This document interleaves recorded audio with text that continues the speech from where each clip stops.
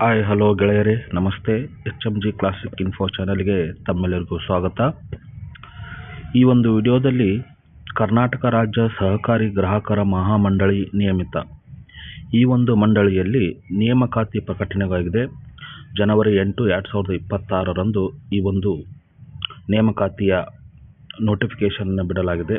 ಅದರ ಬಗ್ಗೆ ಇವತ್ತು ನಮಗೆ ಸಂಪೂರ್ಣವಾದ ಮಾಹಿತಿಯನ್ನು ನೀಡ್ತಾ ಇದ್ದೀನಿ. ಒಟ್ಟು ಇಲ್ಲಿ 34 ಹುದ್ದೆಗಳಿಗೆ ನೇಮಕಾತಿ ನಡೀತಾ ಇದೆ. ಇದರ ಸಂಪೂರ್ಣ ಒಂದು ಮಾಹಿತಿಯನ್ನು ನೋಡೋಣ. ಇಲ್ಲಿ ಕರ್ನಾಟಕ ರಾಜ್ಯ ಸಹಕಾರಿ ಗ್ರಾಹಕರ ಮಹಾಮಂಡಳಿ ಬೆಂಗಳೂರು ಇವರ ಅಧಿಕೃತ ವೆಬ್ಸೈಟಲ್ಲಿ ಹೋಗಿ ಅಲ್ಲಿ ಮಾತ್ರ ಅರ್ಜಿಯನ್ನು ಸಲ್ಲಿಸಬೇಕು ಅಂತಂದೇಳ್ಬಿಟ್ಟು ಇಲ್ಲಿ ಮಾಹಿತಿಯನ್ನು ಕೊಟ್ಟಿದ್ದಾರೆ. ಯಾವುದೇ ಅಂಚೆ ಅಥವಾ ಕೊರಿಯರ್ ಖುದ್ದಾಗಿ ಬಂದು ಅರ್ಜಿ ಸಲ್ಲಿಸಲು ಅವಕಾಶ ಇರೋದಿಲ್ಲ. ಹಾಗಾದರೆ ಹುದ್ದೆಗಳು ಯಾವ್ಯಾವು ಅನ್ನೋದನ್ನು ಈ ಇಲ್ಲಿ ಕೊಟ್ಟಿದ್ದಾರೆ ನೋಡ್ರಿ. ಫಾರ್ಮಾಸಿಟೀಸ್ ಅವರ ವೇತನ ಶ್ರೇಣಿ ಎಷ್ಟಿದೆ? 25,800ರಿಂದ ಹಿಡ್ಕೊಂಡು 52,650ರವರೆಗೆ. ಒಟ್ಟು ಹುದ್ದೆಗಳು 7. ಇಲ್ಲಿ ಮೀಸಲಾತಿ ವರ್ಗೀಕರಣವನ್ನು ಕೊಟ್ಟಿದ್ದಾರೆ. ಯಾವ್ಯಾವ ಮೀಸಲಾತಿಗಳಿಗೆ ಎಷ್ಟೆಷ್ಟು ಹುದ್ದೆಗಳನ್ನು ನೀಡಿದ್ದಾರೆ ಅನ್ನೋದನ್ನು ನೀವು ಇಲ್ಲಿ ಕೊಟ್ಟಿದ್ದಾರೆ. ಅದನ್ನು ನೀವು ಇಲ್ಲಿ ಗಮನಿಸ್ಬೋದು. ಒಟ್ಟು ಇಲ್ಲಿ 7 ಹುದ್ದೆಗಳಿದ್ದಾವೆ. ಅದರಲ್ಲಿ ಇನ್ನು ಪ್ರಥಮ ದರ್ಜೆಯ ಗುಮಾಸ್ತರು ಅವರ ವೇತನ ಶ್ರೇಣಿ 21,400ರಿಂದ ಹಿಡ್ಕೊಂಡು 45,300ರವರೆಗಿದೆ. ಒಟ್ಟು ಹುದ್ದೆಗಳು 10. ಇಲ್ಲಿ ಉಳಿಕೆಯ ಮೂಲ ವೃಂದ ಮತ್ತು ಬೇರೆ ಬೇರೆ ವರ್ಗದಲ್ಲಿ ಕೊಟ್ಟಿರುವಂಥ ಮೀಸಲಾತಿ ವರ್ಗೀಕರಣವನ್ನು ಇಲ್ಲಿ ಕೊಟ್ಟಿದ್ದಾರೆ. ನೀವು ನೋಡ್ಕೋಬೋದು. ಎಲ್ಲ ಇಲ್ಲಿ ಮಾಹಿತಿಯನ್ನು ಕೊಟ್ಟಿರುತ್ತಾರೆ, ನೋಡಿಕೊಡ್ರಿ. ಒಟ್ಟು 10 ಹುದ್ದೆಗಳಿದ್ದಾವೆ ಪ್ರಥಮ ದರ್ಜೆ ಗುಮಾಸ್ತರ ಹುದ್ದೆಯಲ್ಲಿ. ಇನ್ನು ನಂತರ ವಿಕ್ರಯ ಸಹಾಯಕರು ಅಂತಂದೇಳ್ಬಿಟ್ಟು ಮಾಡಿದ್ದಾರೆ. ಅವರಿಗೆ ವೇತನ ಶ್ರೇಣಿ 19,950ರಿಂದ ಹಿಡ್ಕೊಂಡು 37,900ರವರೆಗೆ ಅವ್ರ ವೇತನ ಶ್ರೇಣಿ ಇರುತ್ತೆ. ಒಟ್ಟು 16 ಹುದ್ದೆಗಳು. ಅವರ ಮೀಸಲಾತಿ ಯಾವ್ಯಾವ ಕ್ಯಾಟಗರಿಯಲ್ಲಿ ಎಷ್ಟೆಷ್ಟು ಅನ್ನೋದನ್ನು ಇಲ್ಲಿ ಮಾಹಿತಿಯನ್ನು ಕೊಟ್ಟಿದ್ದಾರೆ. ನೀವು ಅದನ್ನು ಕೂಲಂಕುಷವಾಗಿ ಚೆಕ್ ಮಾಡ್ಕೊಳ್ಬೋದು. ಇನ್ನು ಅದರಲ್ಲೇ ಕೂಡ ವಿಕ್ರಯ ಸಹಾಯಕರು ಅಂತಂದು ಅದನ್ನು ಕೂಡ ಅವರಿಗೂ ಕೂಡ ವೇತನ ಶ್ರೇಣಿ ಸೇಮ್ ಇರುತ್ತೆ. 19,950ರಿಂದ 37,900 ರೂಪಾಯಿ ಇರುತ್ತೆ. ಅದರಲ್ಲಿ ಒಂದೇ ಹುದ್ದೆಯನ್ನು ಕರೆದಿದ್ದಾರೆ. ಇಲ್ಲಿ ಇದು ಕಲ್ಯಾಣ ಕರ್ನಾಟಕಕ್ಕೆ ಸಂಬಂಧಪಟ್ಟಿದ ಮೀಸಲಿರುವಂಥ ಹುದ್ದೆ ಇದು.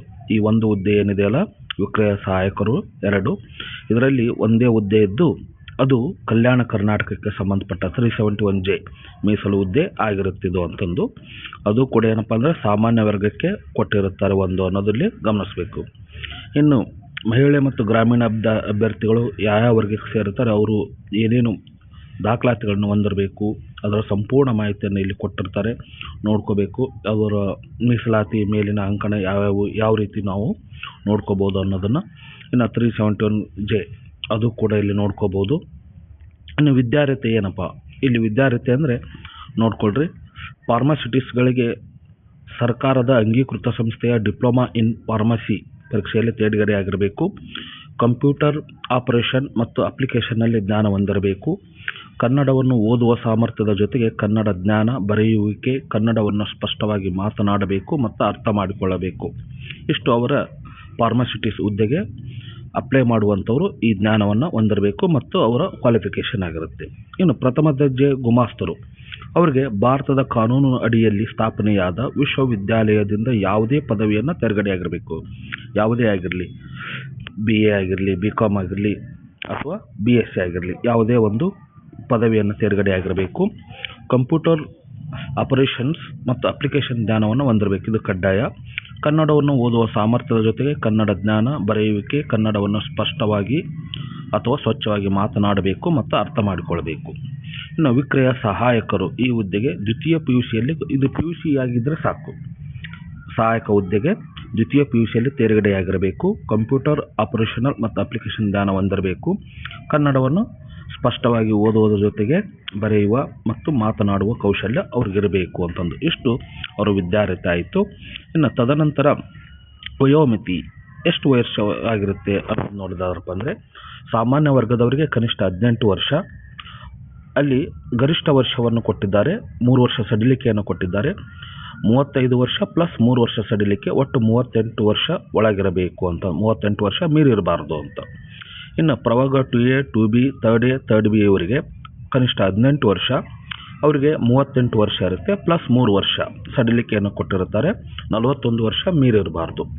ಇನ್ನು ಪರಿಶಿಷ್ಟ ಜಾತಿ, ಪರಿಶಿಷ್ಟ ಪಂಗಡ ಮತ್ತು ಕ್ಯಾಟಗರಿ 1 ಏನು ಬರ್ತಾರಲ್ಲ ಪ್ರವರ್ಗ 1 ಅಂತಂದು ಅವರಿಗೆ ಕನಿಷ್ಠ 18 ವರ್ಷ ತುಂಬಿರಬೇಕು.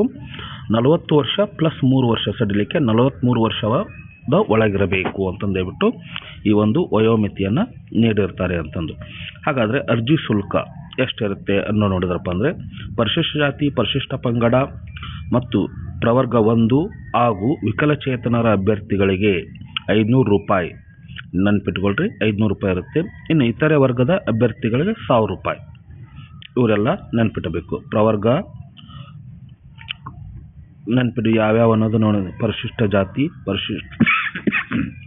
ಇವೆಲ್ಲ ಇರಬೇಕು ಅಂತಂದು.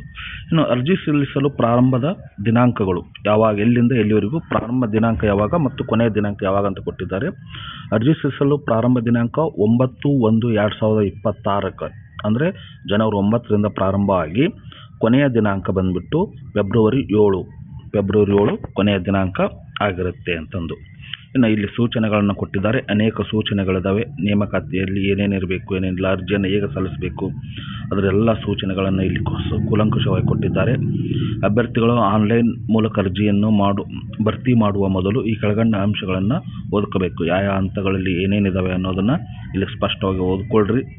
ಓದ್ಕೊಂಡಾದ್ಮೇಲೆ ಆ ಸಹಿ ಮತ್ತು ನಿಮ್ಮ ಫೋಟೋವನ್ನು ಯಾವ ರೀತಿ ಅಪ್ಲೋಡ್ ಮಾಡಬೇಕು, ಎಷ್ಟು ಗಾತ್ರ ಇರಬೇಕು ಅನ್ನೋದನ್ನು ಕೂಡ ಇಲ್ಲಿ ಸಂಪೂರ್ಣವಾದ ಮಾಹಿತಿಯನ್ನು ನೀಡಿರ್ತಾರೆ. ಅದನ್ನು ನೋಡ್ಕೊಳ್ರಿ.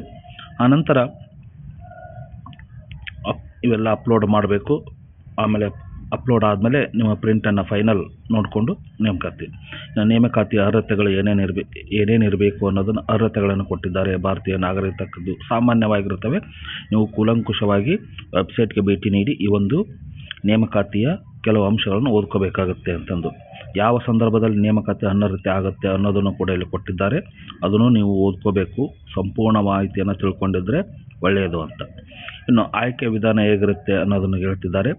ಇಲ್ಲಿ ನೀವು ಗಳಿಸಿದ ಅಂಕಗಳ ಆಧಾರದ ಮೇಲೆ 1:5 ಅನುಪಾತದಲ್ಲಿ ಏನು ಮಾಡ್ತಾರಪ್ಪ ಅಂದ್ರೆ ಅವರು ಸಂದರ್ಶನಕ್ಕೆ ನಿಗದಿಪಡಿಸಿದ ಅಂಕ 15 ಇರುತ್ತೆ. ಸಂದರ್ಶನ ಇರುತ್ತೆ. ಇಲ್ಲಿ ಒಟ್ಟು 85 ಯಾವುದಿಲ್ಲ. ಇಲ್ಲಿ ಸಂಪೂರ್ಣವಾದ ಮಾಹಿತಿಯನ್ನು ಕೊಟ್ಟಿದ್ದಾರೆ. ಸಂದರ್ಶನ ಮುಗಿದ ಮೇಲೆ ಅಂತಿಮ ಪಟ್ಟಿಯನ್ನು ತಯಾರಿಸಲಾಗುವುದು ಅಂತಂದು ಹೇಳ್ಬಿಟ್ಟು ಇಲ್ಲಿ ಮಾಹಿತಿಯನ್ನು ನೀಡಿದ್ದಾರೆ. ಇನ್ನು ಲಿಖಿತ ಪರೀಕ್ಷೆಯಲ್ಲಿ ಏನೇನಿರುತ್ತೆ, ಏನು ಕೇಳ್ತಾರೆ ಅನ್ನೋದನ್ನೇ ಈ ಕೆಳಕಂಡ ವಿಷಯದ ಕುರಿತು ಫಾರ್ಮಾಸಿಟಿಸ್, ಪ್ರಥಮ ದರ್ಜೆ ಸಹಾಯಕರು ಮತ್ತು ವಿಕ್ರಯ ಸಹಾಯಕರ ಹುದ್ದೆಗಳಿಗೆ ಲಿಖಿತ ಪರೀಕ್ಷೆಯನ್ನು ನಡೆಸಲಾಗುವುದು. ಮೊದಲು ಲಿಖಿತ ಪರೀಕ್ಷೆ ಇರುತ್ತೆ, ಆಮೇಲೆ ಸಂದರ್ಶನ ಇರುತ್ತೆ ಅಂತಂದು. ಪ್ರಶ್ನೆ ಪತ್ರಿಕೆ ಯಾವ ರೀತಿ ಸ್ವರೂಪ ಇರುತ್ತೆ ಅಂದರೆ ಕನ್ನಡ ಭಾಷೆಗೆ 50 ಅಂಕಗಳು, ಸಾಮಾನ್ಯ ಇಂಗ್ಲಿಷ್ ಜನರಲ್ ಇಂಗ್ಲಿಷ್ 25 ಅಂಕ, ಸಾಮಾನ್ಯ ಜ್ಞಾನಕ್ಕೆ 25 ಅಂಕ, ಸಹಕಾರಿ ವಿಷಯಗಳು 50 ಅಂಕ, ಭಾರತ ಸಂವಿಧಾನದ ಬಗ್ಗೆ ಕುರಿತು 25 ಅಂಕ, ಸಮಾಜಯುಕ್ತವಾದ ಚಟುವಟಿಕೆಗಳು ಹಾಗೂ ವಸ್ತುನಿಷ್ಠ ವಿಷಯಗಳು ಅದಕ್ಕೆ 25 ಅಂಕ. ಒಟ್ಟು 200 ಅಂಕಗಳಿಗೆ ಪರೀಕ್ಷೆಗಳನ್ನು ತೆಗೆದುಕೊಳ್ಳಲಾಗುತ್ತೆ ಅಂತಂದು. ಇಲ್ಲಿ ಆಮೇಲೆ ಏನಿರುತ್ತೆ ಏನಿಲ್ಲ ಇವೆಲ್ಲ ನೋಡ್ಕೋಬೇಕು, ಮಾಹಿತಿ ಇರುತ್ತೆ. ಇನ್ನು ಮೀಸಲಾತಿಯ ಬಗ್ಗೆ ಏನಾದರೂ ನಿಮಗೆ ಪ್ರಮಾಣ ಪತ್ರಗಳು ಹೇಗಿರಬೇಕು, ಯಾವ ರೀತಿ ತಯಾರು ಮಾಡ್ಕೋಬೇಕು ಅನ್ನೋದ್ರ ಬಗ್ಗೆ ಮಾಹಿತಿಯನ್ನು ಕೊಟ್ಟಿದ್ದಾರೆ. ಗ್ರಾಮೀಣ ಅಭ್ಯರ್ಥಿಗಳಿಗಾಗಿರ್ಬೋದು, ವಿಕಲಚೇತನ ಅಭ್ಯರ್ಥಿಗಳಿಗಾಗಿರ್ಬೋದು, ಮತ್ತು ಮಹಿಳಾ ವಿಧೇಯರು ಏನಿದ್ರೆ ಅವ್ರಿಗೂ ಕೂಡ 371 ಕಲ್ಯಾಣ ಕರ್ನಾಟಕದ ಅಭ್ಯರ್ಥಿಗಳು ಅವ್ರಿಗೂ ಕೂಡ ಇಲ್ಲಿ ಪ್ರಮಾಣ ಪತ್ರಗಳ ಬಗ್ಗೆ ಮಾಹಿತಿಯನ್ನು ನೀಡಿದ್ದಾರೆ. ಇನ್ನು ವಿಶೇಷವಾದಂಥ ಸೂಚನೆ ಆನ್ಲೈನ್ ಅಪ್ಲೋಡ್ ಬಗ್ಗೆ ಇರ್ಬೋದು, ಅದರ ಬಗ್ಗೆ ಮಾಹಿತಿಯನ್ನು ಕೊಟ್ಟಿರ್ತಾರೆ. ಅರ್ಜಿಯ ಜೊತೆ ಕೆಳಕಂಡ ಏನೇನು ಹೇಳಿದ್ರು ಅವೆಲ್ಲ ಪ್ರಮಾಣ ಪತ್ರಗಳನ್ನ ಸಿದ್ಧತೆಯಲ್ಲಿ ಇಟ್ಕೋಬೇಕು ಅಂತ ಕೂಡ ತಿಳಿಸಿದ್ದಾರೆ. ಅಭ್ಯರ್ಥಿಗಳು ಹೆಚ್ಚುವರಿ ಮಾಹಿತಿಯನ್ನು ಕೊಟ್ಟಿದ್ದಾರೆ. ಯಾವ ರೀತಿ ತಯಾರಿಯಲ್ಲಿರಬೇಕು, ದಾಖಲಾತಿಗಳು ಯಾವ ರೀತಿ ಇರಬೇಕು ಅನ್ನೋದನ್ನು. ಇನ್ನು ಸೇವೆಗೆ ಆಯ್ಕೆಗೊಂಡ ಅಭ್ಯರ್ಥಿಗಳು ಸಂಸ್ಥೆಯು ನಿಗದಿಪಡಿಸಿರುವ ಭದ್ರತಾ ಠೇವಣಿಯನ್ನು ಪಾವತಿಸಲು ಬದ್ಧರಿರತಕ್ಕದ್ದು ಅಂತಂದು ಇವರ ಒಂದು ಇಲಾಖೆಯ ಪ್ರಕಾರ ಭದ್ರತಾ ಠೇವಣಿ ಅಂತ ಇಟ್ಕೊತಾರೆ. ಆಯ್ಕೆಯಾದ ಅಭ್ಯರ್ಥಿಗಳಿಗೆ ಕೊನೆಯಲ್ಲಿ ಅವರು ಈ ಭದ್ರತಾ ಠೇವಣಿಯನ್ನು ಇಟ್ಕೋಬೇಕು ಅಂತಂದು. ಇನ್ನು ಅವೆಲ್ಲ ಮೀಸಲಾತಿಯ ಪ್ರಮಾಣ ಪತ್ರಗಳನ್ನು ಇಲ್ಲಿ ಕೊಟ್ಟಿರ್ತಾರೆ. ಅವೆಲ್ಲ ನೀವು ನೋಡ್ಕೋಬೋದು ಅಂತಂದು ಹೇಳ್ಬಿಟ್ಟು ಇಷ್ಟು ಈ ಕರ್ನಾಟಕ ರಾಜ್ಯ ಸಹಕಾರಿ ಮಹಾಮಂಡಳಿಯಲ್ಲಿ ಇರುವಂಥ ಹುದ್ದೆಗಳ ಮಾಹಿತಿಯನ್ನು ನಿಮಗೆ ಇಷ್ಟೊತ್ತು ಹೇಳಿದ್ದೀನಿ. ಯಾರಿಗೆ ಈ ಒಂದು ಮಹಾಮಂಡಳಿಯ ಅರ್ಜಿ ಸಲ್ಲಿಸಬೇಕು ಅಂತ ಅಂದ್ಕೊಂಡಿದ್ದೀರ ಅವರೆಲ್ಲ ಸಂಪೂರ್ಣವಾದ ಮಾಹಿತಿಯನ್ನು ಪಡ್ಕೊಂಡು ನೀವು ಫೆಬ್ರವರಿ 7ನೇ ತಾರೀಕಿನ ಒಳಗೆ ಇದು ಮಾಡ್ಬೋದು. ಆಮೇಲೆ ಪೇಮೆಂಟ್ ಹೆಂಗಿದೆಯಪ್ಪ ಅಂದರೆ ಇದಕ್ಕೆ ಆನ್ಲೈನ್ ಮೂಲಕನೇ ಇದೆ. Debit card, credit card, UPI ಮೂಲಕ ನೀವು ಆನ್ಲೈನ್ ಪೇಮೆಂಟನ್ನು ಮಾಡಬೇಕಾಗುತ್ತೆ. ಯಾವುದೇ ಆಫ್ಲೈನ್ ಪೇಮೆಂಟ್ ಇರೋದಿಲ್ಲ, ಆನ್ಲೈನ್ ಪೇಮೆಂಟನ್ನೇ ಮಾಡಬೇಕು ಅಂತಂದು ಇಷ್ಟು ಹೇಳಿ ಇಲ್ಲಿ ಯಾರ್ಯಾರಿಗೆ ಇಂಟ್ರೆಸ್ಟ್ ಇದೆ, ಯಾರು ಹಾಕಬೇಕು ಅಂದ್ಕೊಂಡಿದ್ದೀರ ಈ ಹುದ್ದೆಗಳಿಗೆ ತಮ್ಮ ಸಂಪೂರ್ಣ ಮಾಹಿತಿಯೊಂದಿಗೆ ಅಪ್ಲೈ ಮಾಡಿ ಅಂತ ಹೇಳ್ತಾ ಎಲ್ಲರಿಗೂ ಮತ್ತೊಮ್ಮೆ ಧನ್ಯವಾದಗಳು.